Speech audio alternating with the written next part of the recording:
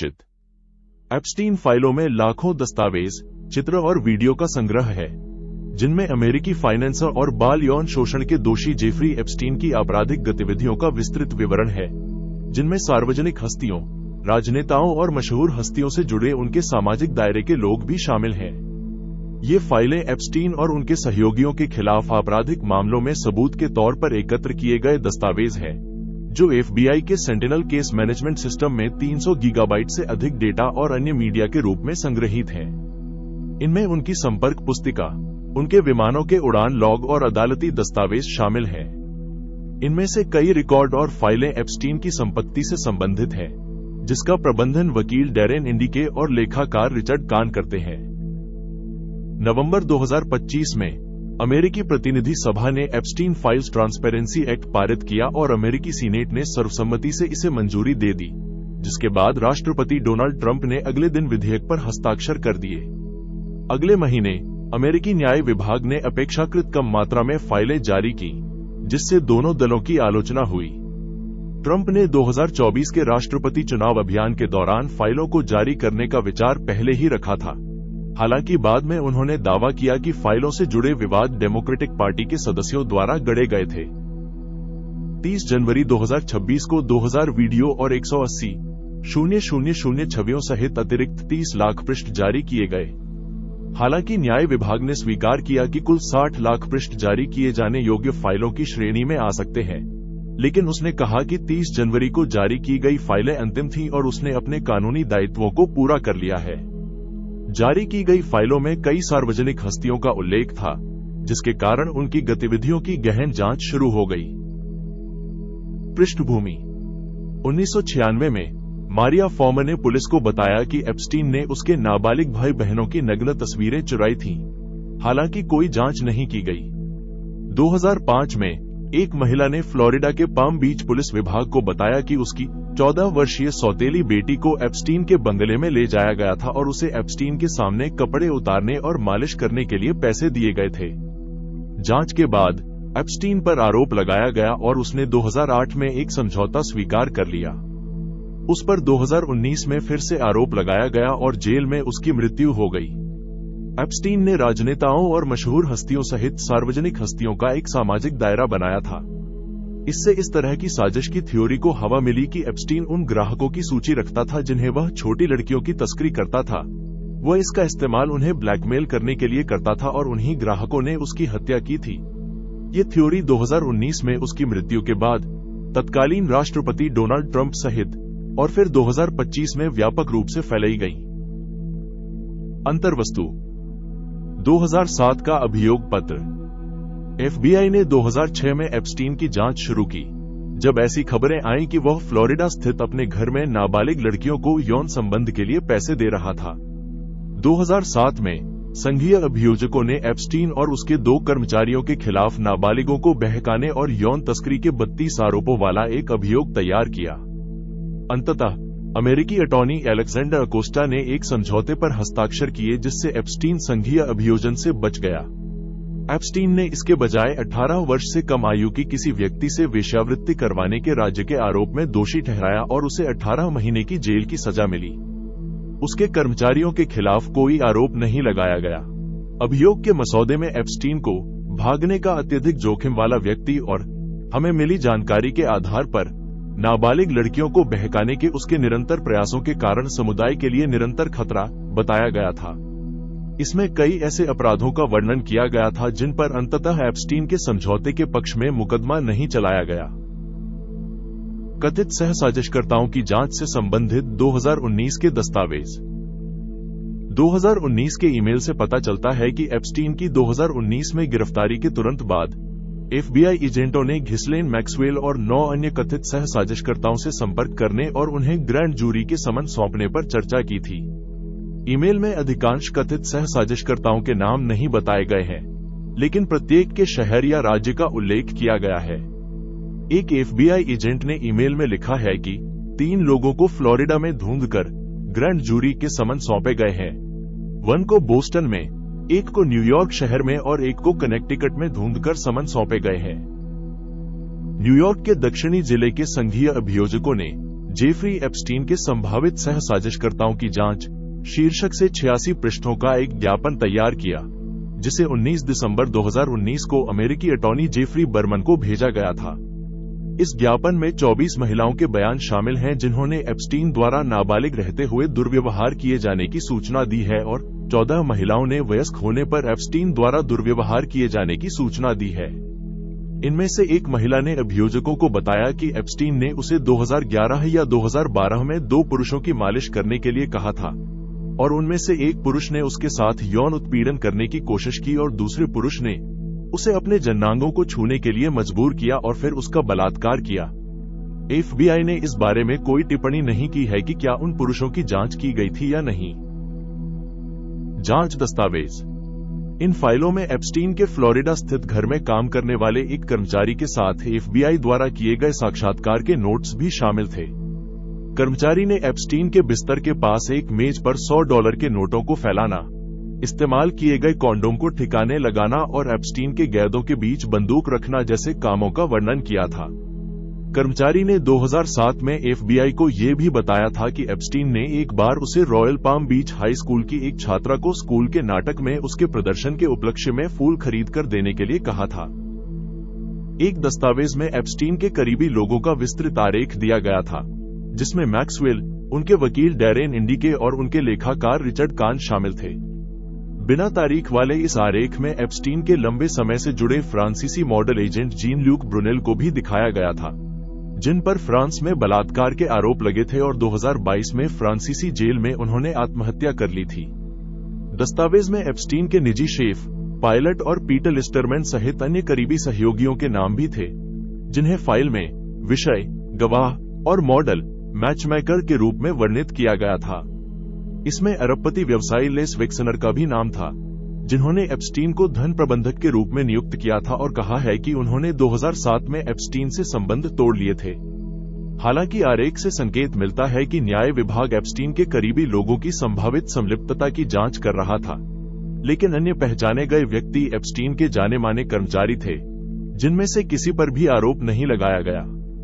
न्याय विभाग ने आरेख में शामिल 5 अन्य व्यक्तियों के नाम और तस्वीरें हटा दी, जिनमें मैक्सवेल की सहायक और एप्स्टीन के 4 कर्मचारी शामिल थे, जिनमें से एक को प्रेमिका कर्मचारी के रूप में सूचीबद्ध किया गया था। पीड़ितों और अधिवक्ताओं ने न्याय विभाग की इस बात के लिए आलोचना की कि जारी किए गए दस्तावेजों में नामों और विवरणों को भारी मात्रा में लेकिन असंगत रूप से संपादित किया गया है। सामाजिक संबंध और मुलाकातें। इस विज्ञप्ति में एप्स्टीन के कई प्रमुख व्यक्तियों के साथ संबंधों का विस्तृत विवरण दिया गया है। दस्तावेजों से यह भी स्पष्ट होता है कि 2008 में यौन अपराध के दोषी ठहराए जाने के बाद भी एप्स्टीन के शक्तिशाली हस्तियों के साथ संबंध बने रहे, जो कुछ सहयोगियों द्वारा वर्षों से किए जा रहे सार्वजनिक खंडनों का खंडन या खंडन करते हैं। ब्रिटेन सरकार की जानकारी लीक। इन फाइलों में ब्रिटेन सरकार के केंद्र से संबंधित बाजार संवेदनशील और गोपनीय जानकारी शामिल है, जिसे पीटर मेंडलसन द्वारा एप्स्टीन को भेजा गया प्रतीत होता है। अगस्त 2009 में एक गुप्त पते से एप्स्टीन को भेजे गए एक ईमेल में प्रधानमंत्री गॉर्डन ब्राउन के छद्म नाम जॉन पॉन्ड के साथ साथ ब्राउन का सुरक्षित ईमेल पता भी सामने आया था। विकिपीडिया पर एप्स्टीन के लेख में हेरफेर। इन फाइलों में एल सेकल द्वारा एप्स्टीन को भेजा गया 2010 के अंत का एक ईमेल शामिल है, जिसमें उन्होंने विकिपीडिया पर एप्स्टीन की मग शॉट का उल्लेख किया है और यह भी बताया है कि वह इसे एप्स्टीन की एक मैत्रीपूर्ण तस्वीर से बदलने की कोशिश कर रहे थे। साथ ही एप्स्टीन के विकिपीडिया लेख से यौन अपराधी शब्द को हटाने की कोशिश कर रहे थे, उस समय जब एप्स्टीन जुलाई 2009 में जेल से रिहा होने के बाद अपनी सार्वजनिक छवि को फिर से बनाने की कोशिश कर रहे थे। एप्स्टीन की मौत। जारी की गई फाइलों में एप्स्टीन की मौत के संबंध में जांचकर्ताओं के बीच हुए ईमेल शामिल थे, जिनमें एक जांचकर्ता की यह टिप्पणी भी थी कि उनका अंतिम संदेश आत्महत्या का नोट नहीं लग रहा था। कई जांचों से यह पुष्टि हुई है कि एप्स्टीन की मौत आत्महत्या थी।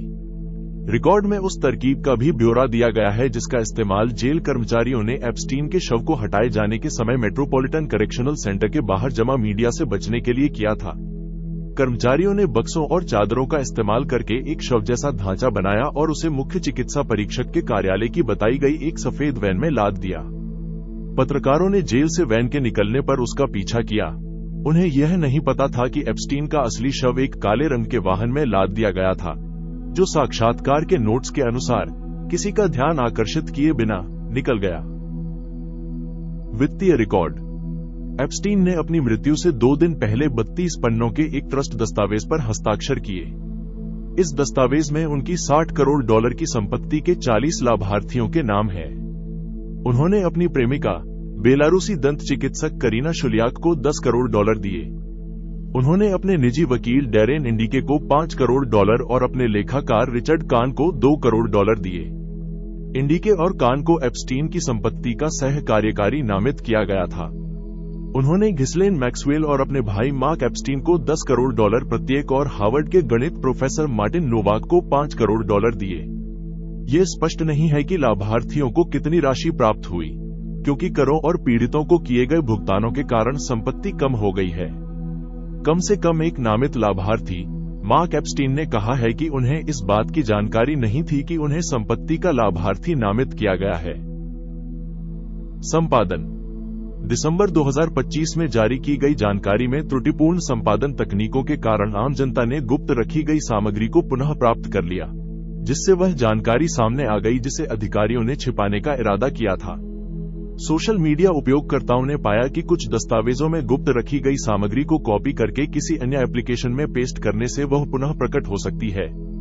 इस त्रुटि का कारण वजन द्वीप समूह के अटॉर्नी जनरल के कार्यालय द्वारा 2021 में एक नागरिक रैकेटियरिंग मामले में दायर की गई अदालती याचिका थी, जिसे न्याय विभाग ने अपनी विज्ञप्ति में शामिल कर लिया था।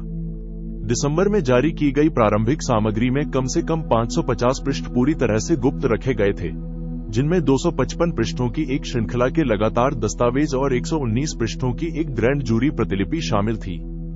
पुनः प्राप्त सामग्री में FBI की एक अपुष्ट सूचना भी शामिल थी, जिसमें आरोप लगाया गया था कि ट्रंप ने 13 वर्षीय मानव तस्करी पीड़िता के नवजात शिशु की हत्या और शव को ठिकाने लगाते हुए देखा था।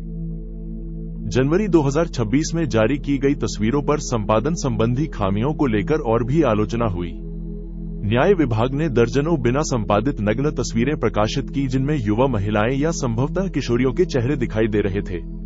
न्यूयॉर्क टाइम्स द्वारा विभाग को सूचित किए जाने के बाद इन तस्वीरों को बड़े पैमाने पर हटा दिया गया।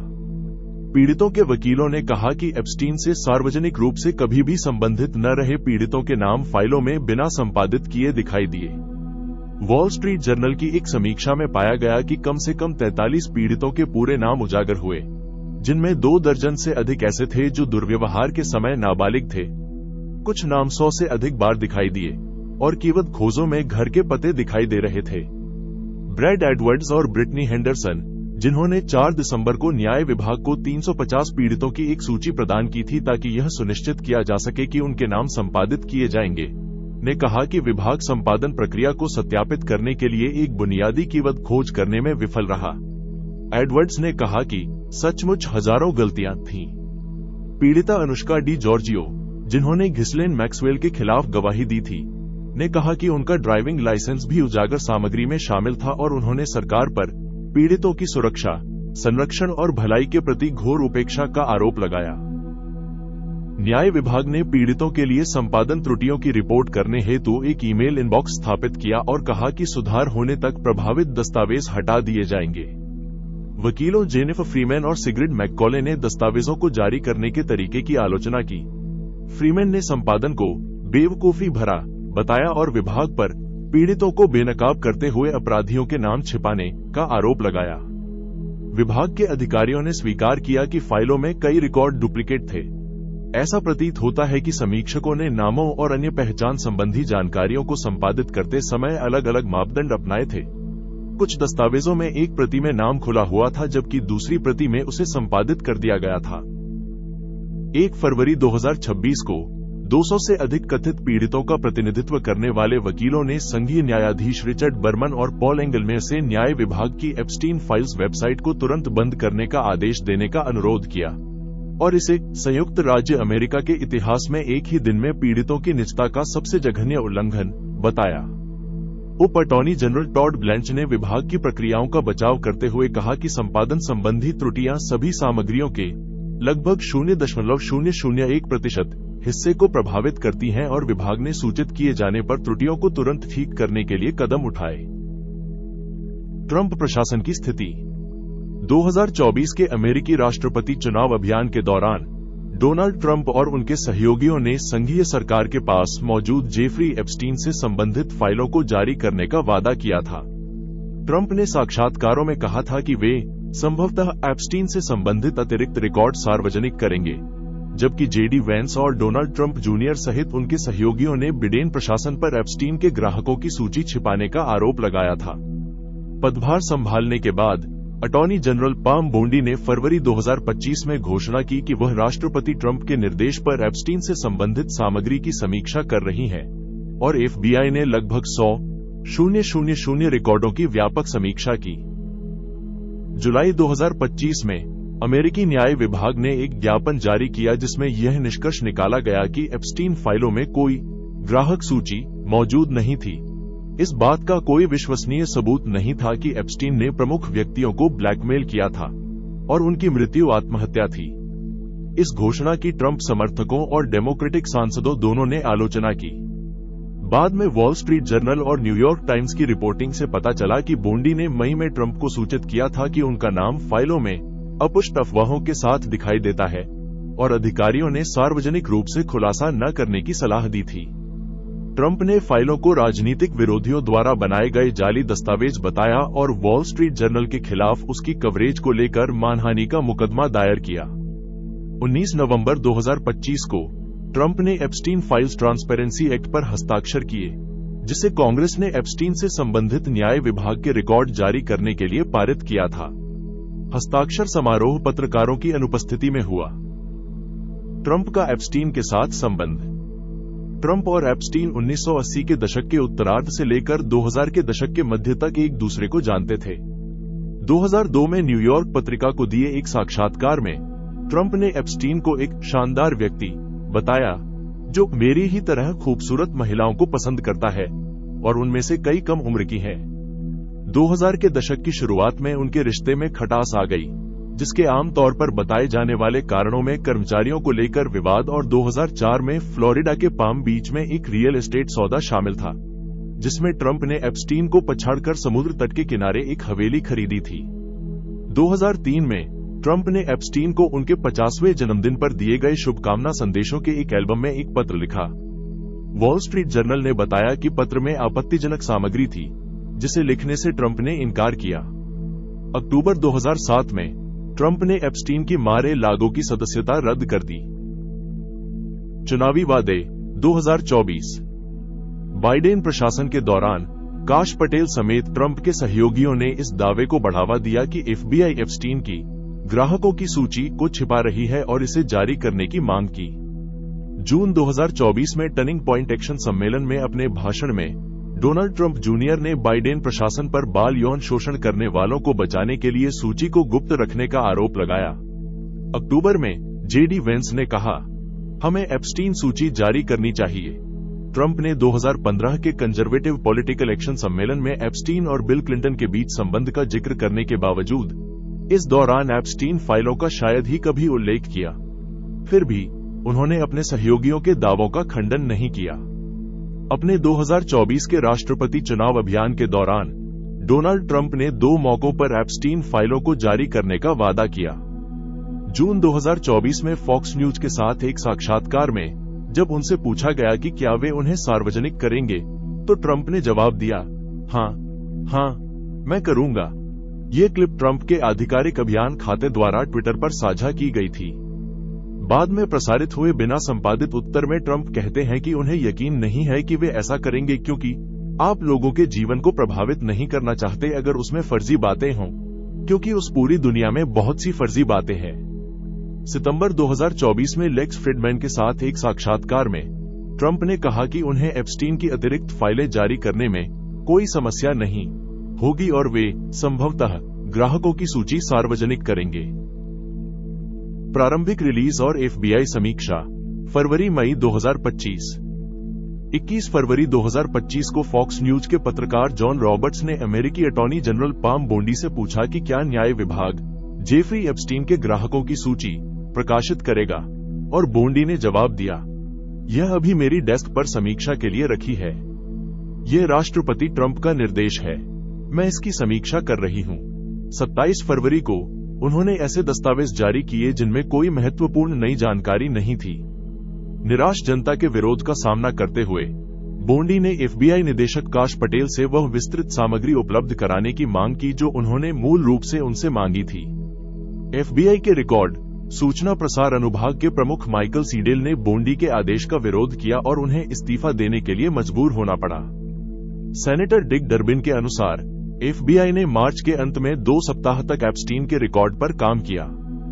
उन्होंने बाद में लिखा, बोंडी ने FBI पर दबाव डाला कि वह लगभग 1000 कर्मियों को 24 घंटे की शिफ्ट में लगाए ताकि वे एप्स्टीन से संबंधित लगभग 100,000 रिकॉर्ड की समीक्षा कर सकें और अधिक दस्तावेज तैयार कर सकें जिन्हें बाद में मनमाने ढंग से कम समय सीमा के भीतर जारी किया जा सके। इस प्रयास में FBI के न्यूयॉर्क फील्ड ऑफिस के सैकड़ों कर्मियों को भी बेतरतीब ढंग से शामिल किया गया, जिनमें से कई के पास बाल पीड़ितों और बाल गवाहों से संबंधित कानूनी रूप से संरक्षित जानकारी की पहचान करने या सूचना के अधिकार क्षेत्र FOIA के अनुरोधों को ठीक से संभालने की विशेषज्ञता नहीं थी। मेरे कार्यालय को बताया गया कि इन कर्मियों को निर्देश दिया गया था कि वे उन सभी रिकॉर्ड को चिन्हित करें जिनमें राष्ट्रपति ट्रंप का उल्लेख हो। इन दस्तावेजों में FBI को ट्रंप समेत दर्जनों हाई प्रोफाइल नाम मिले। सूचना अधिकार अधिनियम FOIA के तहत छूट का हवाला देते हुए अधिकारियों की एक टीम ने ट्रंप का नाम हटा दिया, क्योंकि हालांकि वे उस समय राष्ट्रपति थे, लेकिन 2006 में एप्स्टीन के खिलाफ संघीय जांच शुरू होने के समय वे एक आम नागरिक थे। वकील और कानून के प्रोफेसर एलन डशोविट्स ने 19 मार्च 2025 को शॉन स्पाइसर के साथ एक साक्षात्कार में कहा कि उन्हें एप्स्टीन से संबंधित ऐसी सूची और अप्रकाशित फाइलों में शामिल व्यक्तियों के नाम पता है, और उन्होंने आगे कहा, मुझे पता है कि इन्हें क्यों दबाया जा रहा है।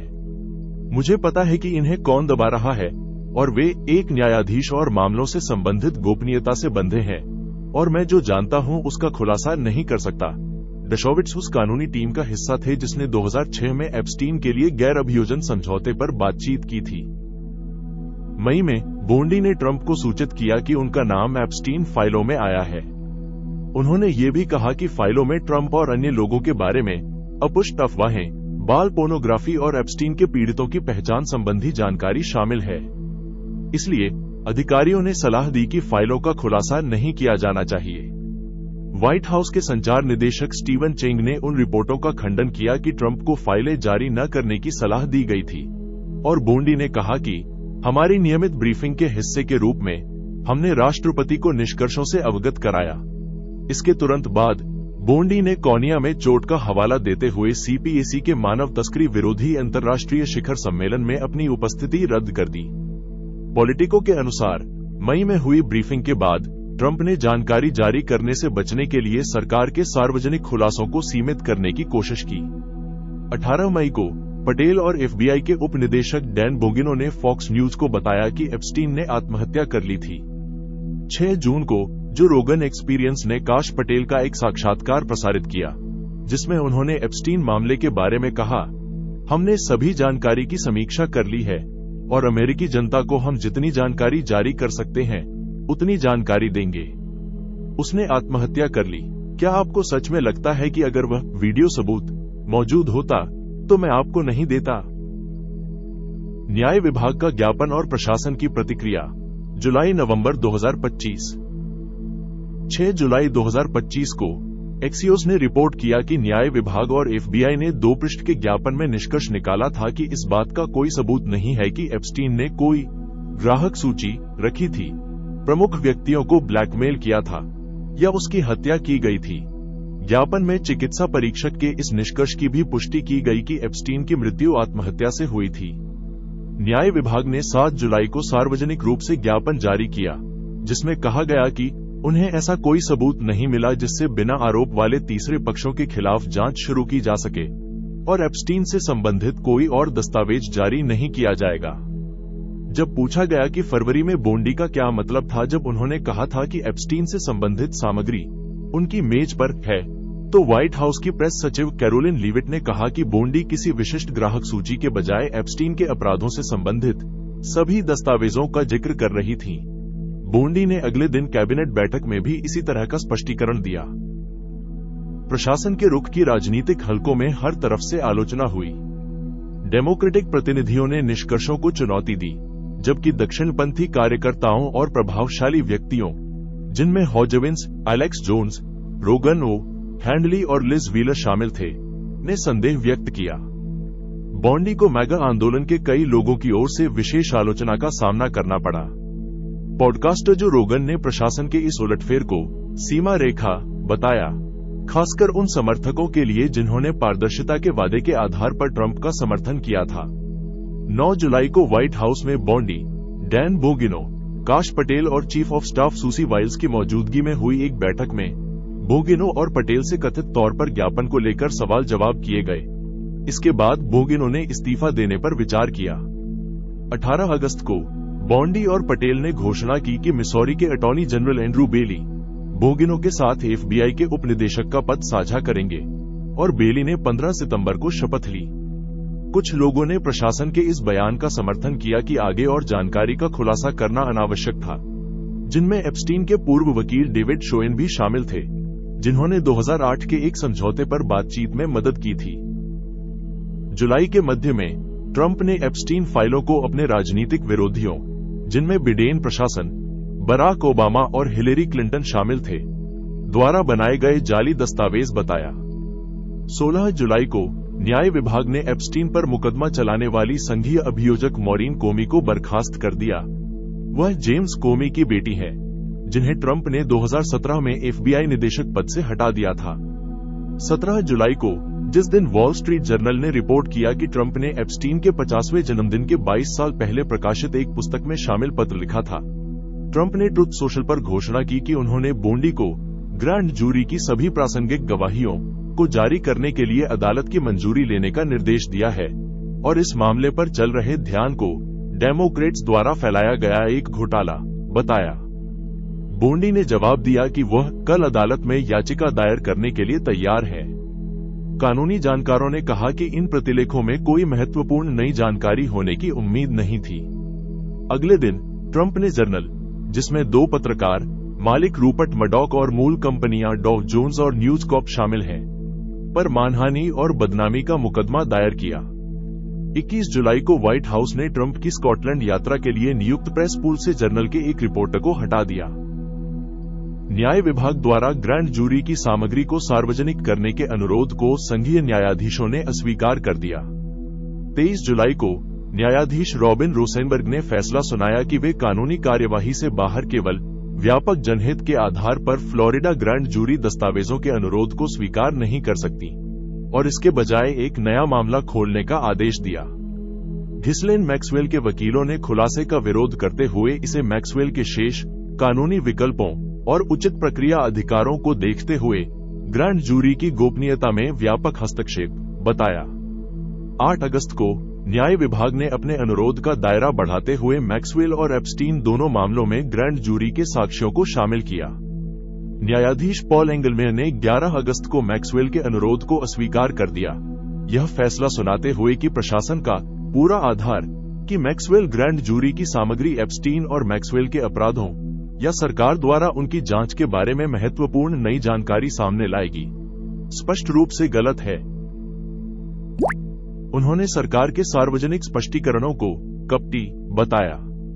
न्यायाधीश रिचर्ड बर्मन ने बाद में एप्स्टीन मामले की सामग्री के लिए इसी तरह के अनुरोध को अस्वीकार कर दिया। उप अटॉर्नी जनरल टॉड ब्लैंच ने 24 और 25 जुलाई को टल्लाहसी स्थित अमेरिकी अटॉर्नी कार्यालय में घिस्लेन मैक्सवेल से मुलाकात की। न्याय विभाग ने 22 अगस्त को साक्षात्कार की प्रतिलिपि और ऑडियो रिकॉर्डिंग जारी की। 20 साल की सजा काट रही मैक्सवेल साक्षात्कार के समय FCI टल्लाहसी में कैद थीं। साक्षात्कार के दौरान उन्हें सीमित प्रतिरक्षा दी गई थी, जिसका अर्थ है कि साक्षात्कारकर्ताओं के प्रश्नों के उनके उत्तरों का उपयोग उनके विरुद्ध नहीं किया जा सकता। ब्लैंच ट्रंप के निजी वकील और उनके द्वारा नियुक्त राजनीतिक अधिकारी हैं। पिछले वर्ष ब्लैंच ने मैक्सवेल के वकील डेविड ऑस्कर मार्कस को मित्र बताया था। मैक्सवेल ने ब्लैंच से कहा, मैंने राष्ट्रपति को कभी भी किसी भी तरह से नहीं देखा। मुझे याद नहीं कि मैंने उन्हें कभी उनके एप्स्टीन के घर में देखा हो। मैंने वास्तव में राष्ट्रपति को कभी भी किसी मसाज पार्लर में नहीं देखा। मैंने राष्ट्रपति को कभी भी किसी भी तरह से अनुचित स्थिति में नहीं देखा। राष्ट्रपति ने कभी किसी के साथ अनुचित व्यवहार नहीं किया। CNN ने बताया कि मैक्सवेल ने साक्षात्कार में अपने और एप्स्टीन के अपराधों के बारे में झूठ बोला और ऐसा प्रतीत हुआ कि मैं राष्ट्रपति बनने की उनकी असाधारण उपलब्धि की प्रशंसा करती हूं और मैं उन्हें पसंद करती हूं और मैं उन्हें हमेशा से पसंद करती रही हूं, जैसे बयानों से ट्रंप की चापलूसी करने की कोशिश कर रही थी। 2 दिवसीय साक्षात्कार के दौरान मैक्सवेल की विश्वसनीयता के बारे में ब्लेंच ने 17 सितंबर को CNN को बताया कि इसका आकलन करना उनके लिए असंभव होगा, क्योंकि किसी गवाह की विश्वसनीयता का निर्धारण करने में कई सप्ताह लग जाते हैं। उन्होंने आगे कहा, यह वास्तव में अमेरिकी जनता पर निर्भर करता है कि वे मानते हैं कि उनके जवाब विश्वसनीय थे या नहीं। जॉर्ज कॉनवे ने टिप्पणी की कि टॉड ब्लेंच द्वारा घिसलेन मैक्सवेल से की गई पूछताछ या तो पूरी तरह से अक्षम थी या जानबूझकर इस तरह से तैयार की गई थी ताकि ट्रंप को दोषी ठहराने वाले तथ्य सामने न आए। ब्लेंच ने जवाब दिया, जब मैंने मैक्सवेल का साक्षात्कार लिया था तब कानून प्रवर्तन एजेंसियों के पास वे सामग्रियां नहीं थी जिन्हें एप्स्टीन की संपत्ति ने वर्षों तक छिपाकर रखा था और जो उन्होंने अभी हाल ही में कांग्रेस को प्रदान की है। 25 जुलाई को जब CNN के एक रिपोर्टर ने ट्रंप से पूछा कि क्या वे मैक्सवेल को माफ करने की योजना बना रहे हैं, तो उन्होंने टालमटोल भरा जवाब दिया, मुझे ऐसा करने की अनुमति है, लेकिन मैंने इस बारे में सोचा नहीं है। 1 अगस्त को जेल ब्यूरो ने पुष्टि की कि साक्षात्कार के बाद मैक्सवेल को टेक्सास के ब्रायन स्थित फेडरल प्रिजन कैंप ब्रायन में स्थानांतरित कर दिया गया था, जो एक न्यूनतम सुरक्षा सुविधा है जिसमें डॉर्मेट्री शैली के आवास हैं और जिन्हें आमतौर पर अन्य संघीय जेलों की तुलना में कम असुविधाजनक माना जाता है। नवंबर में उन्हें कथित तौर पर विशेष सुविधाएं मिल रही थी और वे अपनी सजा कम करने के लिए आवेदन करने की योजना बना रही थी। विस्लब्लोअर को जेल से निकाल दिया गया था। एनी फॉर्मर, जिन्होंने एप्स्टीन और मैक्सवेल के खिलाफ आरोप लगाए हैं, ने CNN की कैटलिन कॉलिंस को बताया, न्याय विभाग द्वारा उनसे मैक्सवेल मिलने की बात जानना भी बेहद परेशान करने वाला था। इस जेल स्थानांतरण के साथ मुझे लगता है कि ऐसा फिर से महसूस हो रहा है कि उन्हें तरजीही व्यवहार मिल रहा है और हमें इस बात की बहुत चिंता है कि आगे क्या हो सकता है। 23 अगस्त को गिफ्रे के परिवार ने मैक्सवेल ब्लेंच साक्षात्कार की प्रतिलिपि पर प्रतिक्रिया देते हुए CBS को बताया कि मैक्सवेल के बयान बाल यौन तस्करी के लिए उनकी दोष सिद्धि के सीधे विरोधाभास में थे और ब्लेंच ने अदालत द्वारा सिद्ध उनके झूठों पर कभी सवाल नहीं उठाया। परिवार ने कहा कि न्याय विभाग ने इसके द्वारा यह संदेश दिया है कि बाल यौन तस्करी स्वीकार्य है और इसके लिए इनाम दिया जाएगा। 4 सितंबर 2025 को धुर दक्षिणपंथी समूह प्रोजेक्ट वेरिटास के संस्थापक और राजनीतिक कार्यकर्ता जेम्स ओ कीफ ने न्याय विभाग के कार्यवाहक उप प्रमुख विशेष अभियान अधिकारी जोसेफ श्निट के साथ एक गुप्त रिकॉर्डिंग जारी की।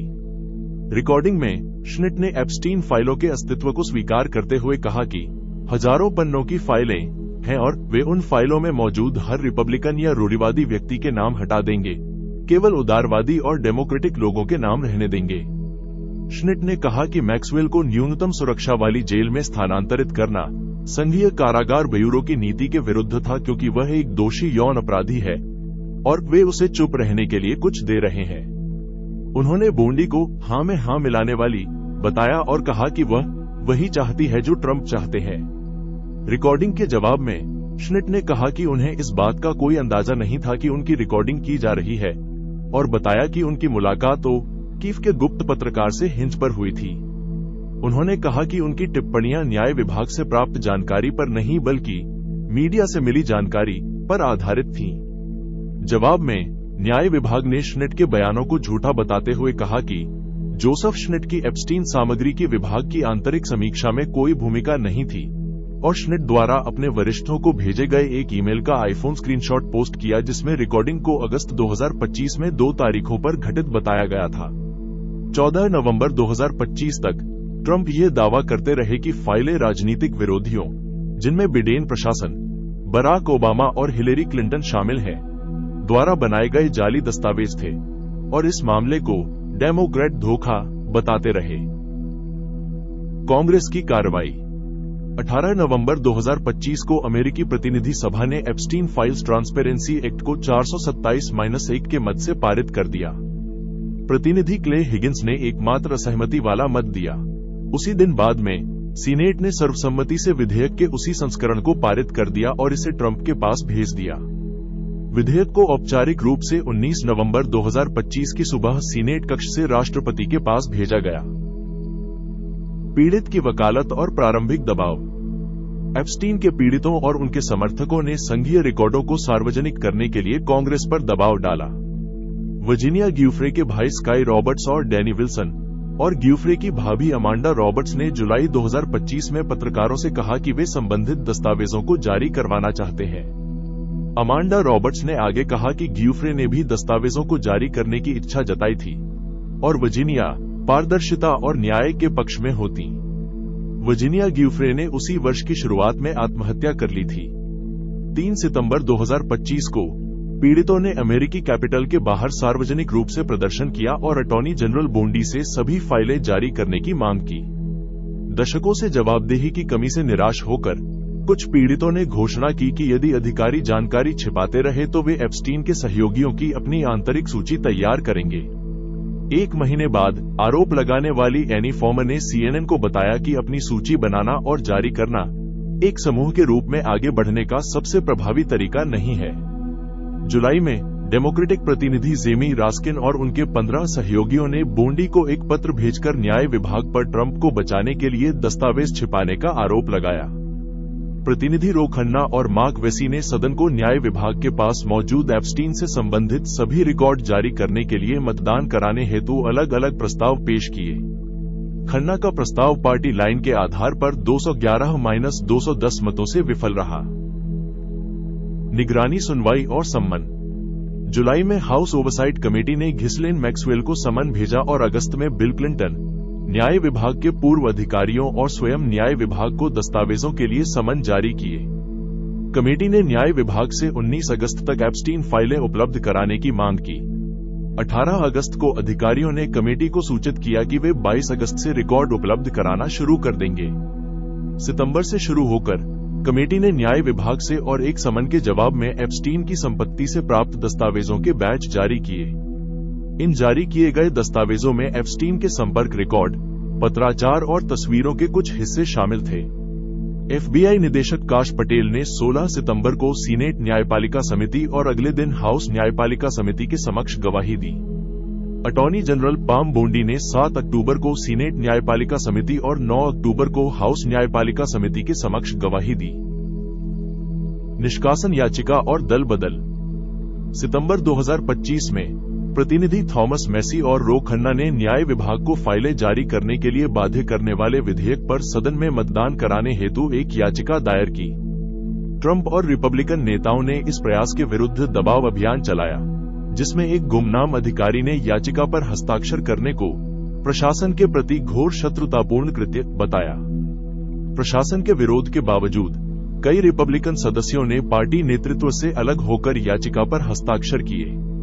नैन्सी मेस, लॉरेन बोयबट और मार्जोरी टेलर ग्रीन कुछ ही दिनों में मैसी के साथ शामिल हो गईं। शेष 214 हस्ताक्षर डेमोक्रेट्स के थे और अंतिम हस्ताक्षर जेम्स वॉकिनशॉ और एडेलिटा ग्रिजल्वा ने सितंबर के अंत में कांग्रेस के विशेष चुनाव जीतने के बाद किए।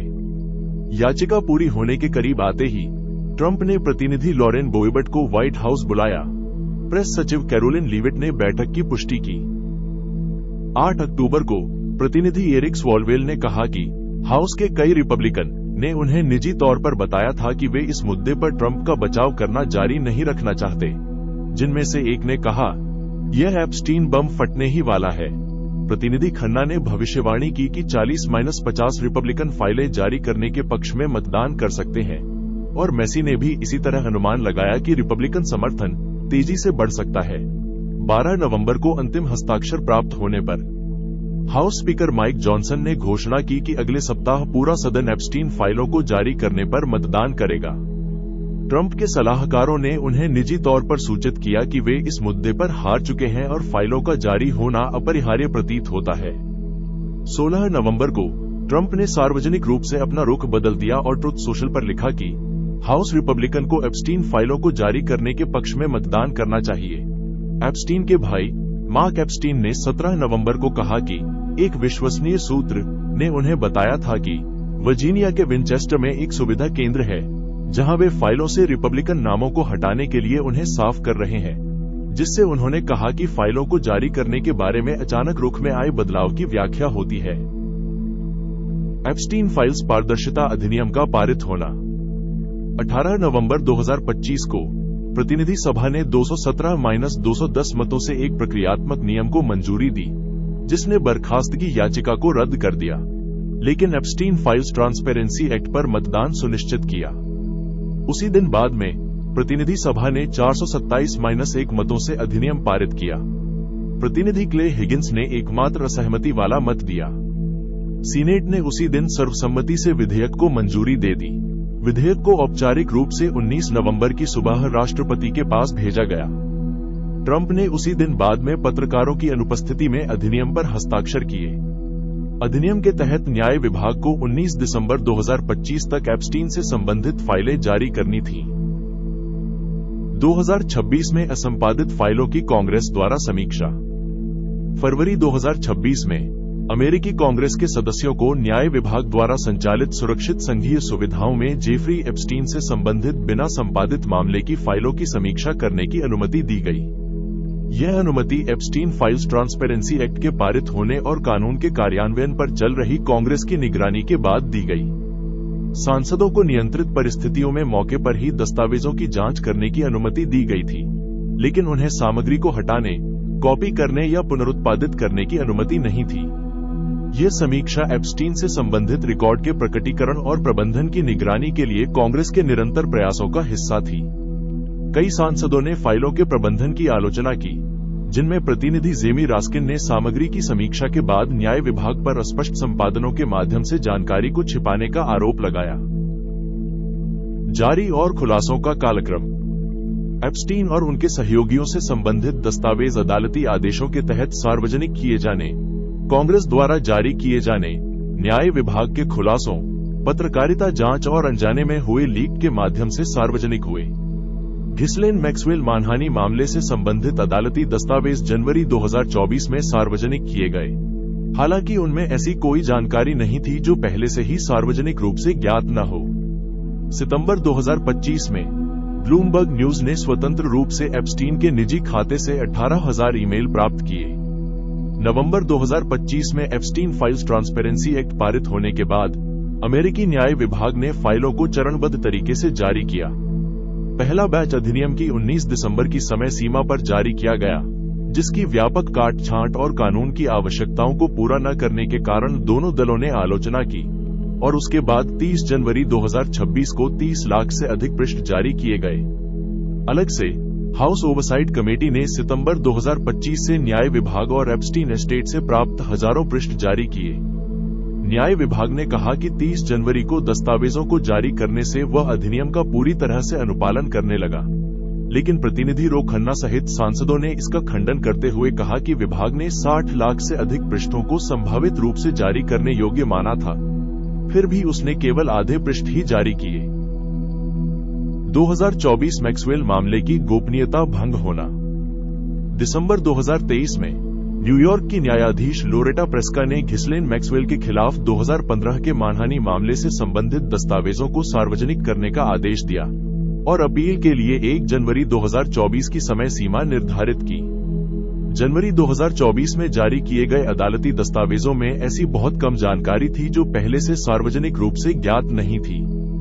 जिन व्यक्तियों का उल्लेख किया गया था उनमें एंड्रू माउंटबेटन विंडसर, पूर्व राष्ट्रपति बिल क्लिंटन और डोनाल्ड ट्रंप, न्यू मैक्सिको के पूर्व गवर्नर बिल रिचर्डसन, वकील एलन डशोविट्स, गायक माइकल जैक्सन और भौतिक विज्ञानी स्टीफन हॉकिंग शामिल थे। इनमें से अधिकांश का उल्लेख केवल सरसरी तौर पर किया गया था और उन पर किसी भी गलत काम का आरोप नहीं लगाया गया था। जनवरी 2024 में सार्वजनिक किए गए अदालती दस्तावेजों में ऐसी बहुत कम जानकारी थी जो पहले से सार्वजनिक ज्ञान में नहीं थी। इनमें से अधिकांश का उल्लेख केवल सरसरी तौर पर किया गया था और उन पर किसी भी गलत काम का आरोप नहीं लगाया गया था। Model scout Jean Luc Brunel, जिन पर एप्स्टीन की एक पीड़िता द्वारा यौन शोषण का आरोप लगाया गया था, ने 2022 में पेरिस, फ्रांस में आत्महत्या कर ली थी। जबकि उन पर नाबालिगों के बलात्कार और यौन तस्करी के मामले में जांच चल रही थी। ब्लूमबर्ग द्वारा प्राप्त एप्स्टीन के ईमेल। सितंबर 2025 में ब्लूमबर्ग न्यूज ने एप्स्टीन के निजी याहू खातों में से एक से लगभग 18,700 ईमेल स्वतंत्र रूप से प्राप्त किए, जो 2002 से 2022 तक के थे। इस रिपोर्ट ने क्रिप्टोग्राफिक सत्यापन, मेटाडेटा विश्लेषण और बाहरी स्रोतों से पुष्टि करके इन ईमेलों की प्रामाणिकता की पुष्टि की। 4 स्वतंत्र विशेषज्ञों ने कार्यप्रणाली की समीक्षा की और किसी भी प्रकार की हेराफेरी का कोई ठोस सबूत नहीं पाया। ये खाता अक्टूबर 2005 से अगस्त 2008 तक सबसे अधिक सक्रिय था। एप्स्टीन के कारावास के बाद इसमें महत्वपूर्ण अंतराल थे। ईमेल से हार्वर्ड विश्वविद्यालय और अन्य संस्थानों के शिक्षाविदों के साथ एप्स्टीन के संबंधों का दस्तावेजीकरण हुआ।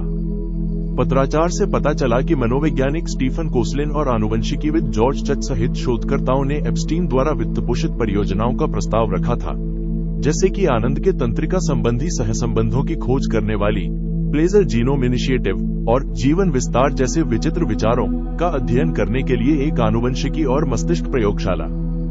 विकासात्मक मनोवैज्ञानिक हॉवर्ड गार्डनर ने ब्लूमबर्ग को बताया कि उन्हें इसके काले पक्ष के बारे में कभी भी थोड़ी सी भी जानकारी या संकेत नहीं था, और काश उन्होंने और अधिक प्रश्न पूछे होते।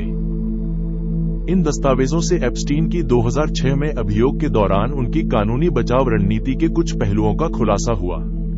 एलन डशोविट्स के एक शोध सहायक द्वारा लिए गए नोट्स में दर्ज है कि फरवरी 2006 में अभियोजकों के साथ हुई एक बैठक के दौरान डशोविट्स ने आरोप लगाने वालों को स्वयं को वेश्या बताने वाली और जिन्हें कोई नुकसान नहीं हुआ बताया था। डशोविट्स ने ब्लूमबर्ग को बताया कि ये मेमो वकील और मुवक्किल के बीच गोपनीय बातचीत थे और वे किसी भी जिम्मेदार वकील की तरह काम कर रहे थे, अपने मुवक्किल का पक्ष रख रहे थे। इन ईमेल में संकट रणनीतिकार मैरी स्पैथ द्वारा एप्स्टीन के लिए तैयार किए गए सार्वजनिक माफीनामे के मसौदे थे। स्पैथ रीगन प्रशासन में पूर्व मीडिया संबंध निदेशक थी और उन्होंने ये मसौदे फरवरी 2008 में तैयार किए थे। स्पैथ ने एप्स्टीन को संचार तकनीक सिखाई थी, जिसमें सवालों के जवाब देते समय निर्धारित दायरे में न फंसने का तरीका भी शामिल था। उन्होंने साक्षात्कार के लिए अच्छे शब्द और बुरे शब्द की सूचियां भी प्रदान की थीं।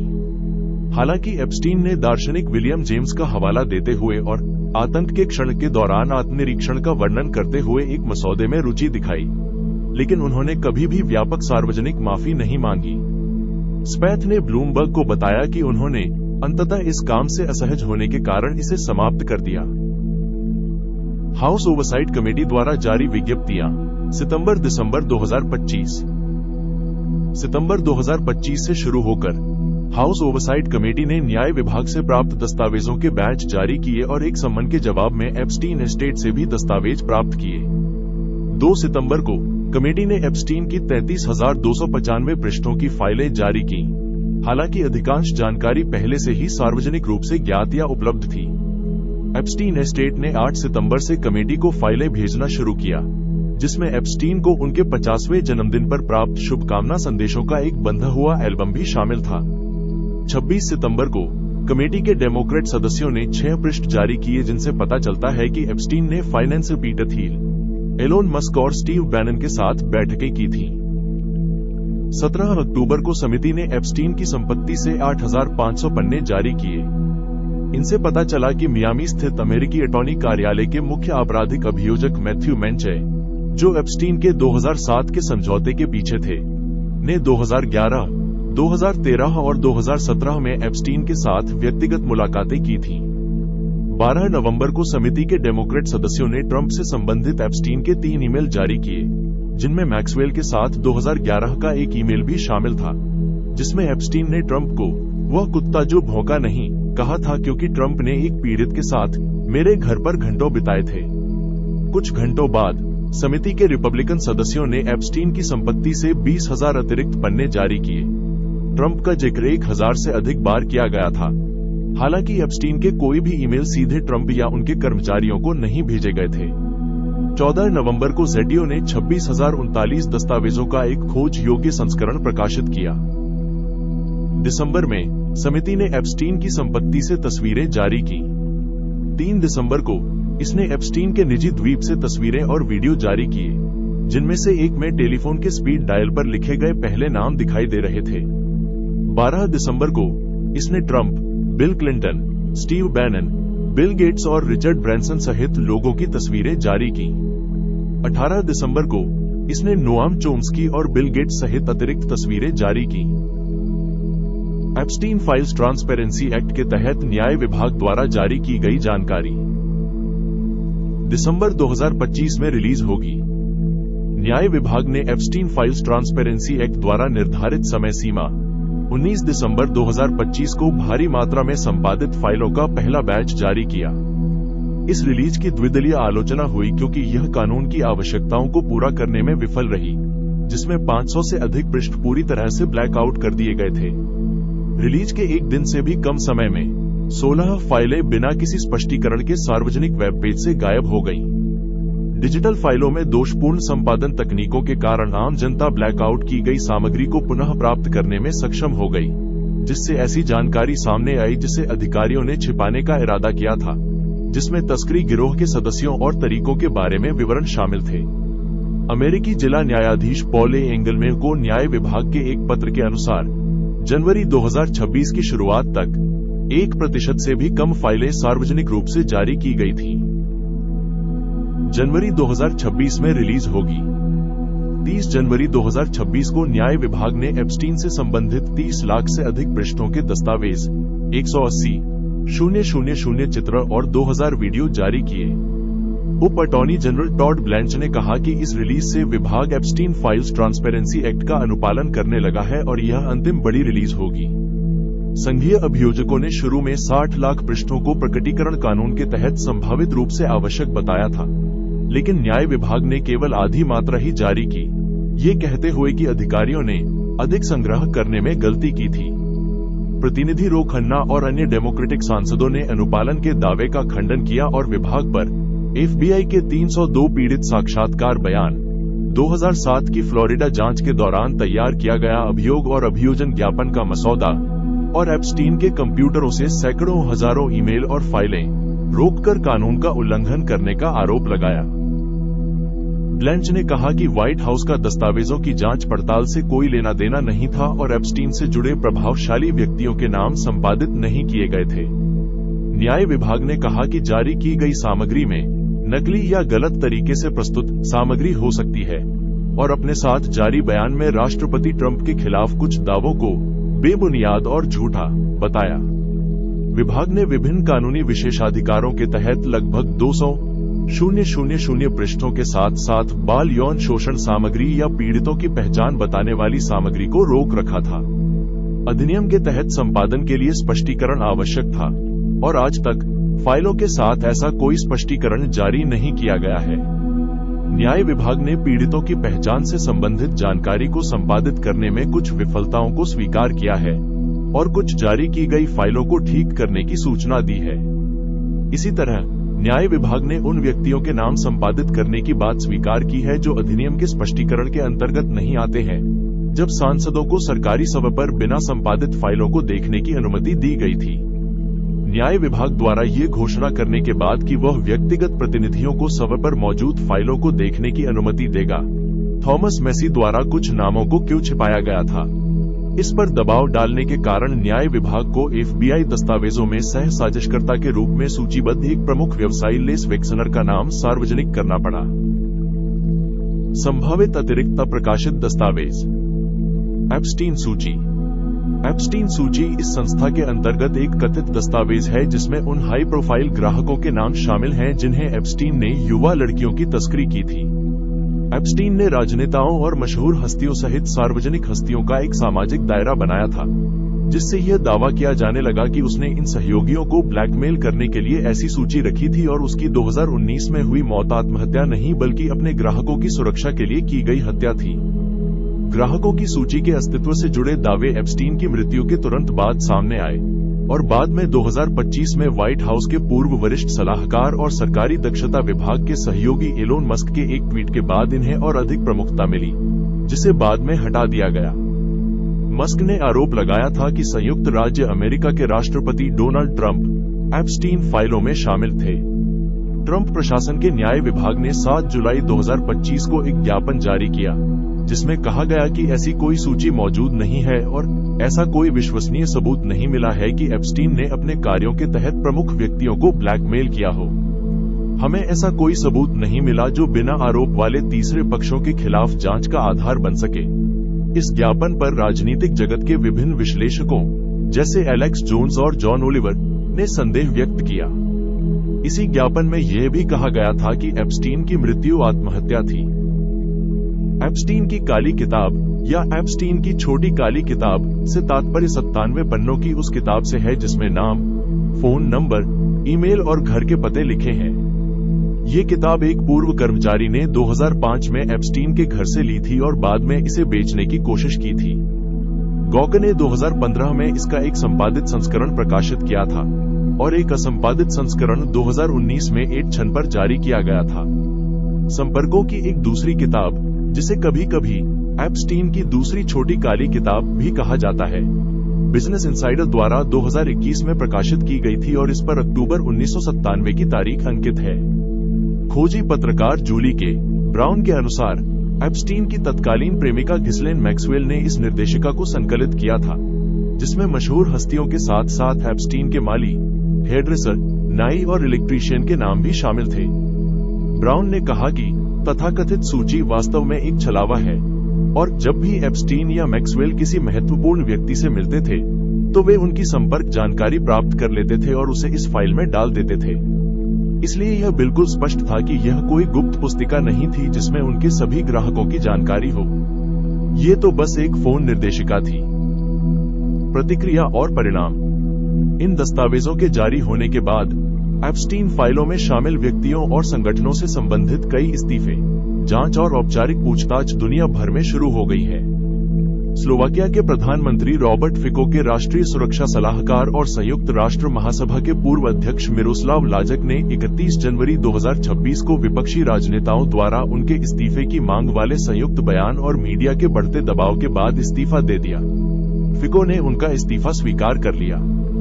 लाजक ने स्पष्ट किया कि जेफरी एप्स्टीन के साथ उनकी बातचीत पूरी तरह से पेशेवर और सामाजिक थी और इसे न्यूयॉर्क में उनके राजनयिक कर्तव्यों का एक आवश्यक हिस्सा बताया, जहां एप्स्टीन एक प्रभावशाली व्यक्ति थे जिन्होंने कई रास्ते खोले। लाजक ने दावा किया कि उन्हें एप्स्टीन के साथ लड़कियों के बारे में किसी भी संदेश या बातचीत की याद नहीं है। लाजक ने स्वीकार किया कि यह बातचीत एक गलती और अस्वीकार्य थी। उन्होंने कहा, आज जब मैंने वे संदेश पढ़े तो मुझे मूर्ख जैसा महसूस हुआ। यह एक निजी बातचीत थी। कम से कम मैंने एक गलत निर्णय लिया। मैं इसकी कीमत चुका रहा हूं।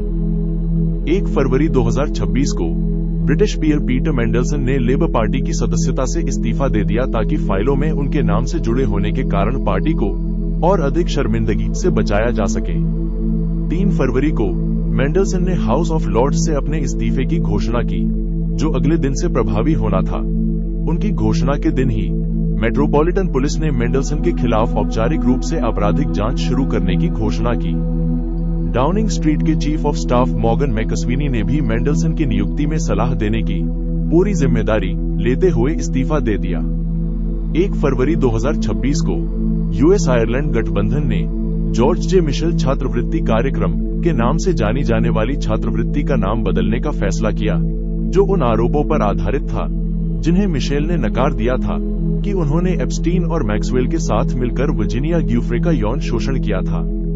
इन खुलासों ने इस सवाल को फिर से उठा दिया कि क्या पूर्व राजकुमार एंड्रू माउंटबेटन विंडसर को अमेरिकी अधिकारियों के साथ सहयोग करना चाहिए। ब्रिटिश प्रधानमंत्री कीर स्टारमर ने 1 फरवरी को सुझाव दिया कि माउंटबेटन विंडसर को अमेरिकी जांचकर्ताओं को एप्स्टीन की गतिविधियों के बारे में जो कुछ भी पता है वह बताना चाहिए। माउंटबेटन विंडसर ने एप्स्टीन के साथ अपनी लंबे समय से चली आ रही दोस्ती के बारे में लिखित साक्षात्कार के लिए अमेरिकी प्रतिनिधि सभा की निगरानी समिति के सदस्यों के अनुरोध का जवाब नहीं दिया था। 2 फरवरी 2026 को संयुक्त राष्ट्र शरणार्थी उच्चायुक्त के राष्ट्रीय सहयोगी यूएनएचसीआर के स्वीडन अध्यक्ष पद से जोआना रुबिनस्टीन ने इस्तीफा दे दिया। फाइलों से पता चला कि रुबिनस्टीन ने 2012 में एप्स्टीन के निजी द्वीप का दौरा किया था, जिसकी उन्होंने बाद में पुष्टि करते हुए कहा कि उस समय उन्हें एप्स्टीन के अपराधों की पूरी जानकारी नहीं थी। स्वीडिश यूएनएचसीआर बोर्ड ने कहा कि उन्हें इन घटनाओं की पूर्व सूचना नहीं थी और संगठन की प्रतिष्ठा की रक्षा के लिए उन्होंने रूबिनस्टीन के इस्तीफे को स्वीकार कर लिया।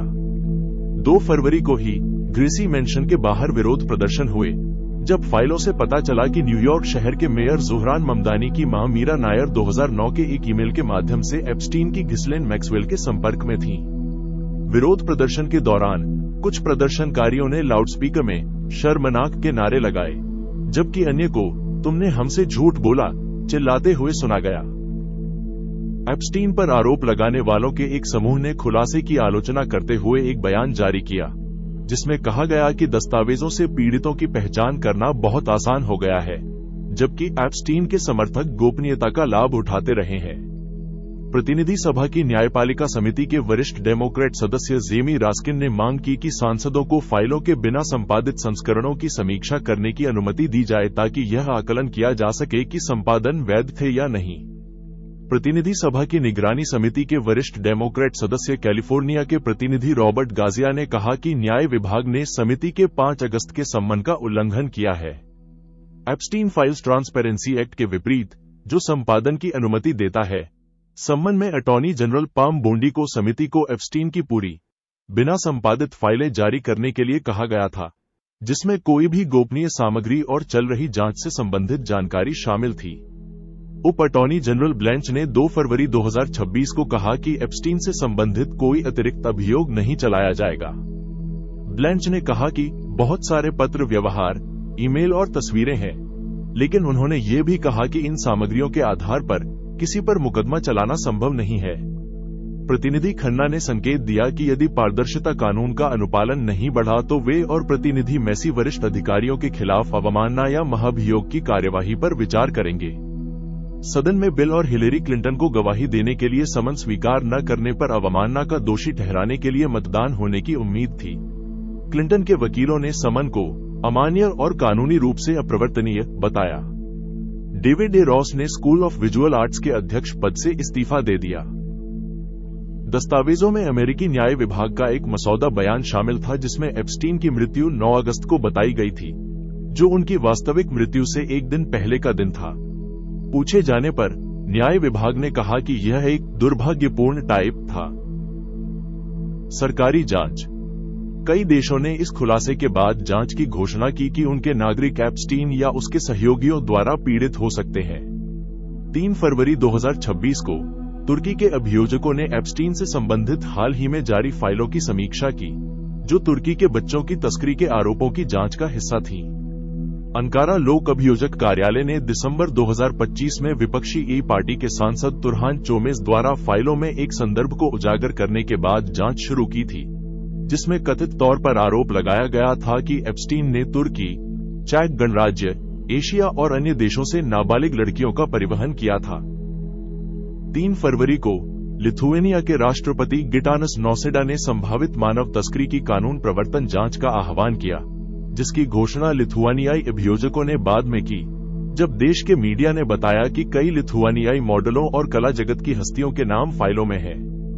5 फरवरी को लात्विया के राष्ट्रपति एडगर्स रिनकेविच ने जांच का आह्वान किया, जब लात्वियाई सार्वजनिक प्रसारक ने बताया कि एप्स्टीन दस्तावेजों में कई लात्वियाई महिलाओं के पासपोर्ट डेटा और यात्रा विवरण शामिल हैं। लात्वियाई राज्य पुलिस ने अभियोजकों और संगठित अपराध ब्यूरो के साथ मिलकर संयुक्त राज्य अमेरिका में यौन शोषण के लिए लात्वियाई नागरिकों की संभावित भर्ती की जांच की घोषणा की। 6 फरवरी 2026 को नॉर्वे ने कथित तौर पर संसद के समर्थन से अपने विदेश मंत्रालय की जांच शुरू करने की योजना बनाई, जब फाइलों में कई अधिकारियों के नाम सामने आए, जिनमें पूर्व विदेश मंत्री थोर्बजोर्न जगलैंड और बोर्गे ब्रेंडे और राजनयिक मोना जूल और उनके पति टेर्जे रोड लासन शामिल हैं। जनमत। दिसंबर 2025 में रॉयटर्स द्वारा किए गए एक सर्वेक्षण में पाया गया कि 23% अमेरिकी ट्रंप द्वारा एप्स्टीन मामले को संभालने के तरीके से सहमत थे। जनवरी 2026 में CNN द्वारा किए गए एक सर्वेक्षण में पाया गया कि 49% अमेरिकी एप्स्टीन फाइलों के उस हिस्से से असंतुष्ट थे जिसे संघीय सरकार ने अब तक जारी किया है, जबकि 6% संतुष्ट थे। 2/3 उत्तरदाताओं ने कहा कि सरकार जानबूझकर जानकारी छिपा रही है। रूस में क्रेमलिन ने फाइलों में हुए विभिन्न खुलासों को पश्चिम के नैतिक पतन के कथित प्रमाण के रूप में पेश किया है। रूसी विदेश मंत्रालय की प्रवक्ता मारिया ज़खारोवा ने कहा, अब हम जानते हैं कि पश्चिमी अभिजात वर्ग बच्चों के साथ, जिनमें उनके अपने बच्चे भी शामिल हैं, कैसा व्यवहार करता है। हालांकि दस्तावेजों से यह भी पता चला कि एप्स्टीन ने 2014 में सगे बेलियाकोव से दोस्ती की थी। 2026 के शुरुआती महीनों में भी एप्स्टीन फाइलों पर वैश्विक स्तर पर व्यापक कवरेज जारी रहा। अल जजीरा, बीबीसी और ले मोंडे जैसी समाचार एजेंसियों द्वारा प्रकाशित रिपोर्टों और लेखों के साथ इस मामले में वैश्विक स्तर पर काफी रुचि है। जिन अपराधों को मैक्सवेल और एप्स्टीन ने अंजाम दिया है या जिनके लिए उन पर आरोप लगाए गए हैं, उनकी प्रकृति को देखते हुए मैक्सवेल और एप्स्टीन दोनों के साथ उनके संबंधों को लेकर अन्य देशों, विशेष रूप से यूरोप और यूनाइटेड किंगडम के मतदाताओं में सार्वजनिक असंतोष पैदा हुआ है।